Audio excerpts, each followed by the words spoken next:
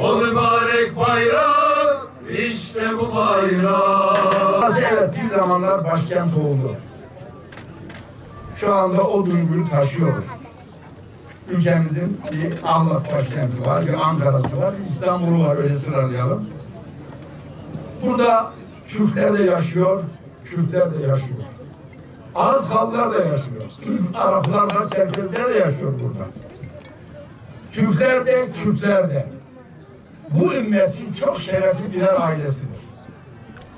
Bu iki şerefli aile omuz omuza verdiği müddetçe biz emperyalistlere boyun eğmeyiz. Emperyalistler bu topraklarda at oynatamaz.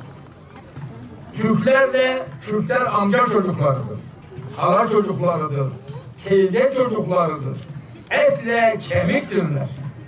Dolayısıyla bu topraklarda yaşayan her vatandaş bu ülkenin en kıymetli vatandaşıdır.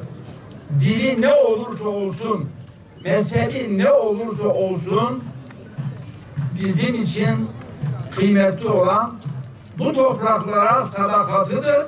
Ülkenin birlik ve beraberliği için gönülden katkıda bulunmasıdır.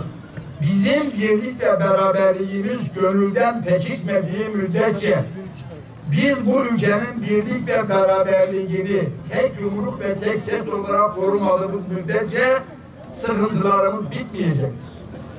Hakla batıl kıyamete kadar çatışacaktır.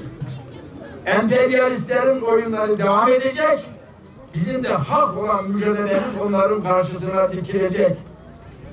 Cumhurbaşkanımızdan tutun, dağdaki çobanımıza kadar biz bu duyguyu taşımak mecburiyetindeyiz.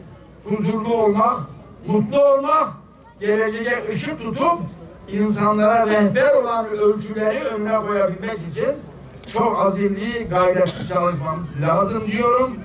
Tekrar hepinize teşekkür ediyorum.